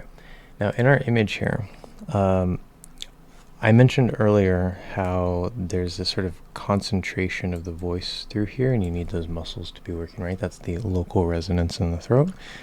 Also, again, this has to be nice and wide. That's a common problem. No pushing up. Okay, nothing pushes up. Nothing. If you feel any pushing up, and you're doing something wrong. Okay. But one interesting thing that I've more recently kind of put together, realized, we have the stabilization column here that we talked about. Okay, so that kind of connects complex 1, complex 2, starts around the center of gravity, goes into the bridge. And then we have this piece here. Now, when I say upside down base, I forgot to call it that, but this section here where you're trying to concentrate your voice, that's another base. Okay, so it's like the base at the top of the throat here that helps you to stay open, stay stable, keep things low. We actually get this nice little box shape here, right? All of this needs to be solid. It needs to be going down and back. I mean, this goes down and back too. This goes down and forward. Everything goes down. But this section is like a rock, basically. Like, it needs to stay in place. You're going to feel maybe something wants to kind of pull on it a little bit, but it's going to resist. Okay, this is a solid piece, aside from the middle here that we said, we use this to form the sounds and stuff. So it's almost like a scaffolding. Like, we have a solid line here, we have a solid line here, and then they meet around here, and this helps to keep everything balanced and stable and coordinated. Pushing down in through here, in through the root, right? It's like everything roots this way through the tongue, and then again your front of the tongue is more flexible now because you have you're able to keep it low back but still move it around and stuff, so it helps us control the front better. The next thing is the breakdown technique. So this is a common thing that I do pretty much every day with people. Let's say that this applies at all levels, but right, so we start with the we learn how to do the that's what we do first. Okay, and then we do our words. So let's say you have the word done. Okay, now you're trying to say the word done, and you're like done, so it's not coming out right. Okay, so what you're gonna do is we say, okay, well, what are the sounds here? We have D, a duh, or a D sound, an sound, and an N sound. Okay, so then we say, okay, we're gonna break this down. We're gonna do duh, and we're gonna do un. Now, if you have to go back to the to make sure your posture is in place, your sound is good, without the interference of the other sounds around it, do that. You can always go back down to no matter how high up the chain you are. You can be in a full sentence. You can always go all the way back down to your core posture, double check, make sure everything is working well at that fundamental level. So let's say you're trying to say done. Okay. You say okay, my is good. Then you try to put it with a D. You say duh. Okay, maybe that sounds good, maybe it doesn't. If it doesn't, fix that. Okay, once you fix that, then you do un. Okay, and then you say un. Maybe it sounds good, maybe it doesn't. Okay, fix it if it doesn't. Once you have them both sounding okay, do not, this is a common mistake, okay, if you can jump back into the whole word, go for it, fine. But usually you won't be able to. What you want to do instead, you need one more step. You're going to do this. So now you're going to do both side by side, and your goal here is to make sure that both us sound exactly the same. They might not. Okay? So you want to say duh, un. If those sound the same, if they sound good, you're getting here, you're getting here. Great. Now, as you're listening, you can listen to, is the D okay? Is the N okay? Right? Those are the other sounds themselves. You can also listen between the D and the You can listen between the and the N to see if your transition is good, because you're probably going to have a little problem there. And so you can further refine if you need to, right? That's okay. But the basic technique is you go to you break down the two sides, duh and un. You get them working, you put them side by side. Then your last step, you bring it all the way back into done. See if you can say it. Now, you might be able to do this side by side, but this still sounds off. That can happen. Okay, you'd be surprised. Now, there's one more step here that you would never think to try, and I only know it because of experience working with people. You want one more step, which is back to the word itself. Now, you might say, hey, isn't that what this is, just spelled with English? Yes, but the thing is that your brain, when you see this word, when you see D-O-N-E, those specific letters in that order, your brain has hardwired a particular pronunciation for those sounds, those combination of sounds, and that word. And so if you're used to saying like dan or something like that, then maybe you can say this perfectly. This is a common thing. I'll have the student break it down. We'll go here, we'll go here, we'll go here. They can say this perfectly. They try to say the word, and they're back to saying it the way they used to even though they just said it perfectly. That happens pretty commonly, okay?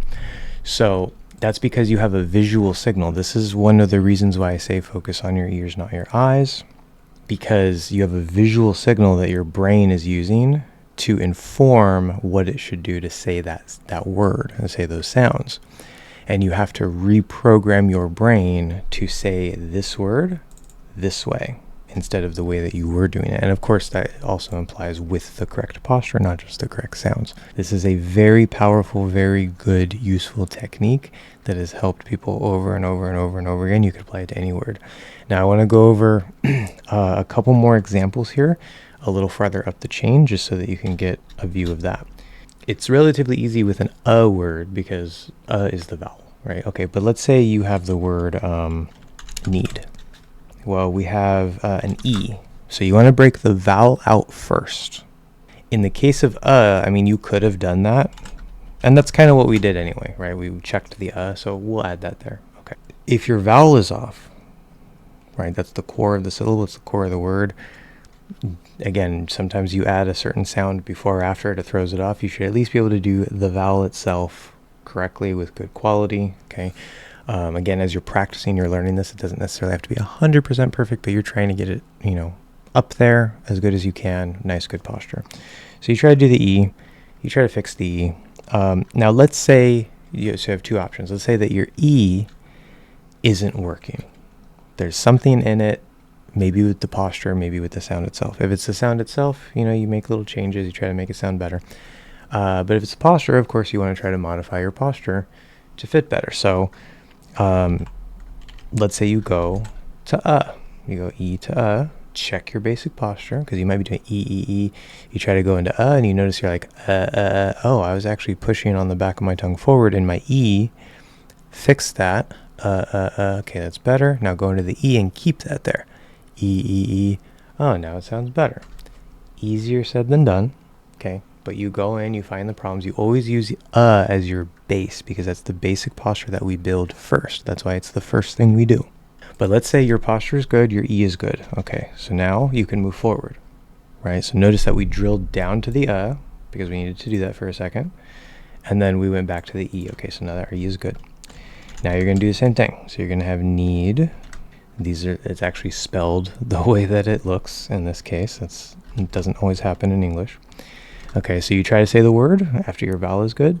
If it sounds great, perfect. Probably won't. So you can break it down further. You can go knee, because maybe the problem is the N to the E.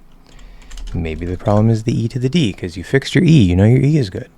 So there's something in the transition. Maybe it's both transitions, okay? So you practice knee, go really slow, try to control, try to make little micro adjustments, like one little change at a time, see how it affects things. You can always drop back down to your to reset your posture and double check. Go like okay, knee, knee.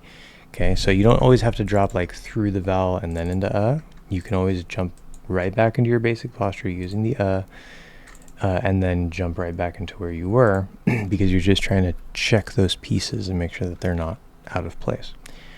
But you do knee, you do eed, great. Okay, those are working. Then you put them next to each other. You go knee, eed, great. They work, you put them back together. And then of course, in this case, it does look how it's spelled, and so you probably won't have the extra problem of saying it differently when you read the word, because it's already spelled the way the word looks. Let's look at something else. So let's say if we have he needs to get on it. This is the very first sentence that we look at in the course when we get into phase 2, section 1, after we start looking at the in subsection 2. So he needs to get on it. So this is your sentence. Now let's say you're saying the sentence, you might have problems on this word, that word. Between the words, you might have problems on everything. Who knows? Okay. We're at the sentence level now. So of course, getting feedback helps, but let's say you're recording yourself because you aren't working with a teacher, or you're doing homework that I give you, or whatever it is, and you're listening. So you record yourself, you listen back, and you notice, okay, maybe you have a problem on needs, you have a problem on get, you have a problem on, but the rest is fine. So he is fine, ta is fine, it is fine. So then you basically apply this process to each of those words. You do it with needs, you do it with get, you do it with on, etc., etc. And then again, you can go all the way down into zoom in all the way to you zoom back out to the word. Okay. Now, okay, here's an important little step. Let's say you've worked on needs, you've worked on get, you've worked on on, and you're like, okay, they're working better now. I think they're fine. You could go back to the whole sentence and see how it sounds, and that's valid, that's okay. But there's a good extra step between that will help you even more. So instead of going back to the full sentence, you start just like we started putting sounds together, right? Now we're putting words together, but words are just groups of sounds. So let's say you say he needs. So needs was a problem, he was not. Okay, so you're going to do like he needs, which by the way helps if you write down the transcription of them to visually reinforce the sounds. But he needs, I would also make this capital because it's stressed, but that's not our focus right now. You can not do that if you want at this point. But he needs. So now you're trying to make sure, okay, needs was not good before. I want to make sure that it still sounds good even when I put he before it. Okay, because maybe going from the E into the N now triggers another problem with the word. That can happen. So you say he needs, go very slow, focus on the posture, keep everything in place, okay? And then maybe, so next it was like to get on it. You could do like to get, or if you want to say to get on, you could do that as well. At this stage, because we're going slow and controlled and we want to make sure everything sounds good, we're not doing like flapped D's and things like that. That'll come in towards the end of section 1 into section 2 of phase 2. Right now, you just want to make sure you could do like to ah without the extra, complication of the flapping. Keep it very basic, keep it very simple. So you could do to get or to get on, either way. I would maybe do this, especially if you had problem in get and on. You like to get, make sure that sounds good, get on. So you don't necessarily have to do like every 2 words, right? But you could do he needs to get on. If you need that extra work, go for it. If you don't, then okay. But then you can build it into bigger pieces, right? So let's say you do he needs to, okay, so it's 3 words, it's half the sentence. And then you do get on it as 3 words. And then maybe you combine those, okay? You can also use a technique called back chaining, which I think I've mentioned in a couple of videos before, where you start at the back. And so you'll say it to make sure that sounds good. And then you say, okay, on it to make sure that sounds good. Get on it, or in this case, to get on it, okay? And then to get on it, okay? You're just adding one more word. That's a really good, useful technique that can help. Kind of doesn't matter, but in my experience, it does help compared a little bit more compared to the forward version. But of course, ultimately, at the end of the day, you want to build the whole sentence forward. So that's the breakdown technique. Warm up and practice checklists. Okay, this is a document that I am still working on. It says document still being written. I haven't updated it in a while. I'm a little lazy because I have like the core, most important part of it down. But there's a warm-up checklist. So once you get the center of gravity by itself, like again, maybe not perfect, but it's close, it's solid, it's good. Your posture is mostly in place, which I would help determine if you're working with me. Then before you're practicing, let's say you're in phase 2, section 2, it doesn't matter, like wherever you are in the course, you want to be able to like start your practice session. Don't jump cold into the sounds that you're doing or the words or the sentences. Go to your do it 10 times. If you do 10 times in a row consistently, should sound pretty much the same every time, and it's perfectly or near perfect, it's perfect or near perfect every single time, then you're done with this exercise. Okay, it looks like a lot. There's like a little like reminder checklist here of some details. There's like tips and techniques, and these are all, it looks like a lot, but literally you're just trying to do it 10 times. That's it. If you can, move on to the next exercise. If you can't, because maybe you're kind of off that day, or you're still kind of trying to touch it up, it's like, okay, it's kind of part of your warm up, but you're sort of in this in-between phase where you're still trying to improve it a little bit, then okay, spend at least 5 minutes. You know, it's just, once you have a good enough base, which I help you determine, that's consistent and solid, you don't have to sit here as a main focus doing like 10, 20, 30 minutes a day just doing making little changes. Okay, it's just to help you warm up. So you don't want to get stuck on it. That's fine. As long as you're putting in the effort, you're really trying to, you know, make sure that it's solid and consistent over time, it's going to get a little better, a little better, a little better, a little better. Okay, but you warm up with that. Second exercise, versus ah. This is one of the tests that we do that I mentioned in the course outline. Here, if you could do 5 times in a row, perfectly or near perfectly, exactly the same every time, okay, you're done with this exercise, right? If not, spend at least 5 minutes on the step. Same thing as this, okay? Reinforce it a bit. Again, lots of tips and techniques here. It looks like a lot, but it's very simple. Okay, the next one is, right, when we did like the ta, da, na, sa, za, okay, you learn that a little bit later as you start getting more into phase 2, section 1. But once you have those working pretty well, okay, again, they don't have to be perfect, but they're working pretty well, they're consistent, they sound pretty good, these also become part of the warm-up, okay? And it's that whole string. I just put ta, da, na for short, but it's ta, da, na, sa, za, ka, ga, na, right? And then the backwards one as well. Again, you just run through it. If you could just do it once, consistent, good, okay, you're done, move on. If not, spend a little time maybe trying to touch it up. Then we have the vowel weave, as if learned, right? So that's where we do the e, Again, if you're doing okay with it, I say, yeah, hey, you're fine, or you've determined that you're doing okay with it because you're doing it yourself. Make it part of the warm-up, okay? And then our basic words that we first start building, done, sun, cut, does, tongue. Again, there's tips here and stuff. You just, if you can say those perfectly or near perfectly, done, sun, cut, you're done. That's it. Move on. Now, later, right, there's the other words. We're going to have a couple more in section 2 to start combining some of the other sounds like the F and the B and all that stuff. That would eventually become part of the warm-up too. So we add more and more to the warm-up as we go. Most of it is going to be covered within section A, or subsection A of section 1 of phase 2. I know, it's like this whole thing. But, you know, where we do the T and the D and the N and all that stuff.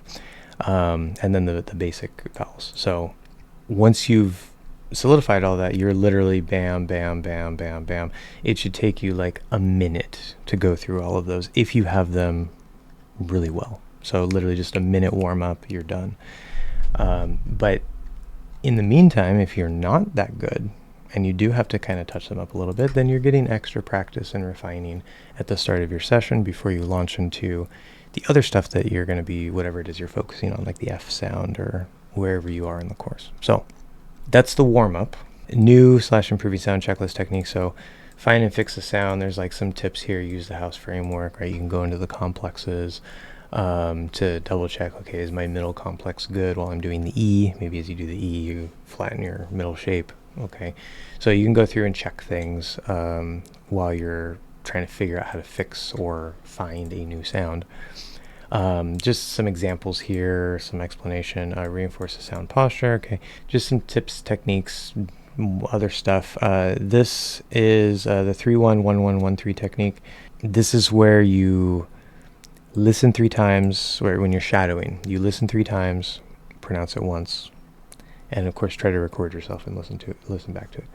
Once you can listen 3 times and repeat it okay, you try to listen once, repeat once, listen once, repeat once, because usually you need more input first, and then you can do 1-to-1. But what a lot of people do when they're shadowing, they get stuck where they can't make the sound if they don't hear the sound, because that's what you trained your brain to do when you were shadowing. You listen and then say it, and listen and then say it.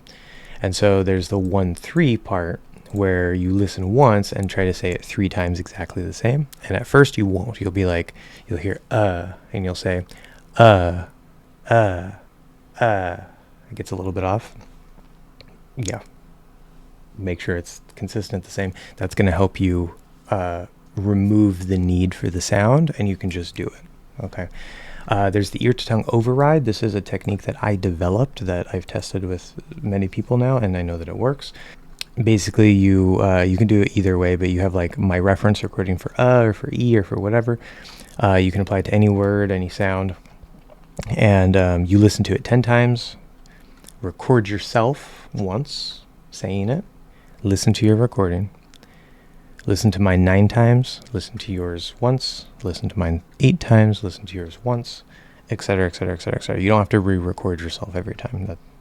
Especially because it probably won't be the same every time. So just record yourself once, but listen to your recording once after each time. And there's, for both these techniques, there's further explanation down in this document. I have another section for that. Sound combination word checklist. Okay, I need to fill this out a little bit more, but sentence checklist, same thing. Terms and techniques explanation. So this is where I explain some details that I've used further up in the document. Some like the resonance and the breath control, force rate. That's also explained in the house framework. It's just here so that you have an easy, quick reference for it. I explain what micro adjustments are and how to do them. I say don't wiggle. I explain what that means in this context, because there is wiggle room, meaning that you don't have to be pinpoint perfect on every little detail in the posture or sound articulation in order to have a good accent. But there's certain things that's wiggle room in the sense of like you don't have to be pinpoint perfect. When I say don't wiggle, I explain what I mean here. Okay, like you don't want to say need. When you're saying need, you don't have like a little Y sound like you're doing this. You want to come off clean, etc., etc. So you can read about that. This technique is explained. Ear to tongue override is explained. Transition and steps technique. This is something that I've done with a couple students that really needed some extra work to get things going. So you can look at that. The last thing that I want to go over is the Earth and the Moon. I don't think I've mentioned this anywhere else. To make this kind of brief, because I can easily talk a lot about this, the Earth is the center of gravity in this thing, the Earth-Moon thing. Why? Because the Earth is bigger, the Moon goes around the Earth. Okay, so the Earth is always there, right? The Earth is always in the same spot. It's just hanging out, just here, right? But the Moon goes around the Earth. Okay, so now if I'm doing an sound, then the Earth and the Moon are in the same spot, because that's the sound I'm doing. It's just basic posture. It's just I'm doing it as a sound. If I do any other sound, any vowel, any consonant, okay, the Moon moves to where that sound is. So let's say it's an E, okay, somewhere around here-ish, approximately. Okay, so we're high, we're sort of in the front area, whatever.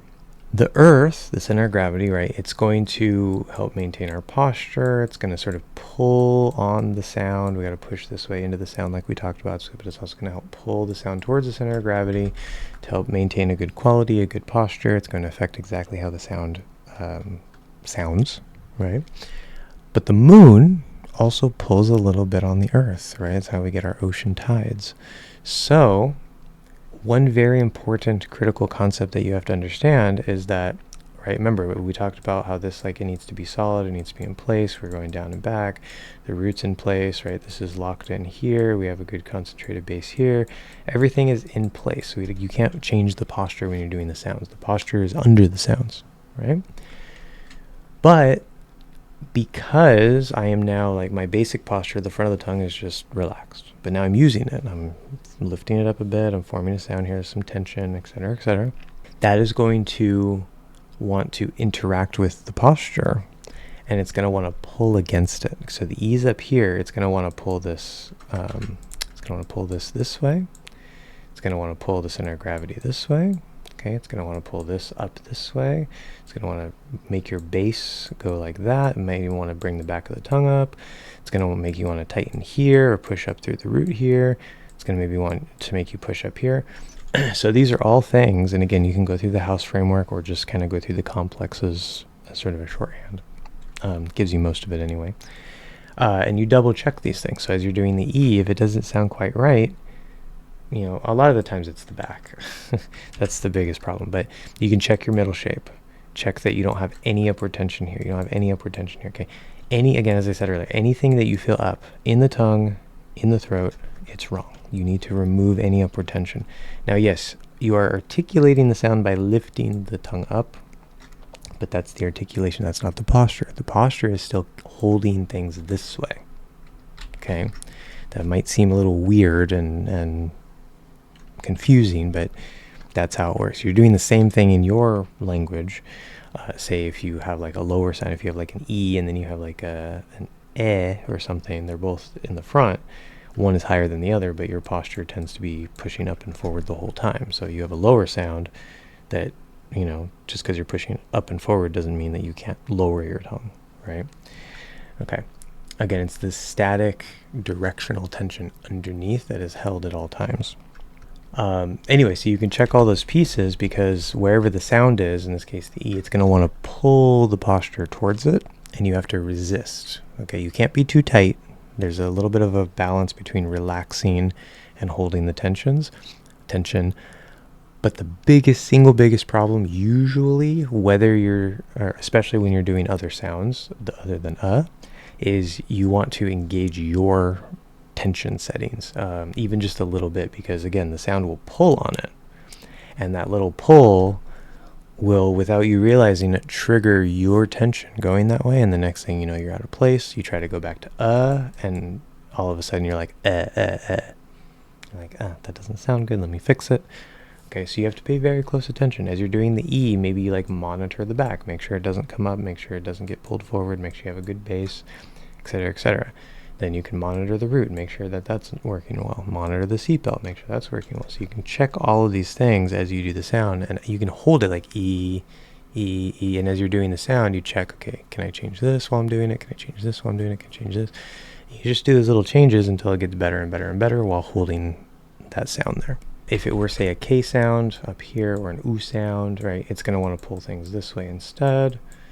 Okay, so especially on the back, you really have to keep, aside from this, you really have to keep this down. You have to keep this down. You cannot have any upward tension here, any upward tension here.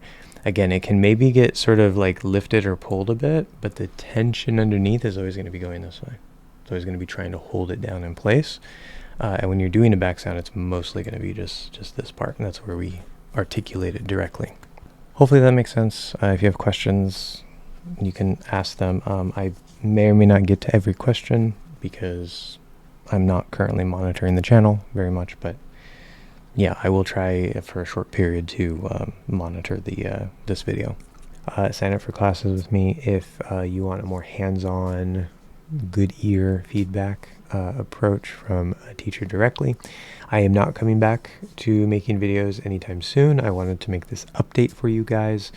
Things are still kind of different in my life, but I am continuing teaching. I was going to stop teaching at the end of the year, last year, and I had some breakthroughs with the course. I decided to keep going, and for now, at least until September, I will continue teaching, probably past that. Very likely.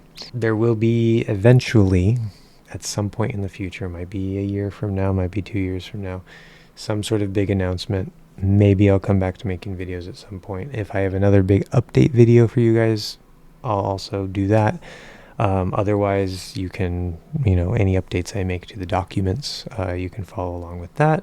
Or again, you can join me for lessons and get the latest updated course as we go through it live. So let me know if you have any questions. Thank you guys very much. I appreciate your patience with me getting this out, and I hope that you are all doing well, and good luck in your accent development.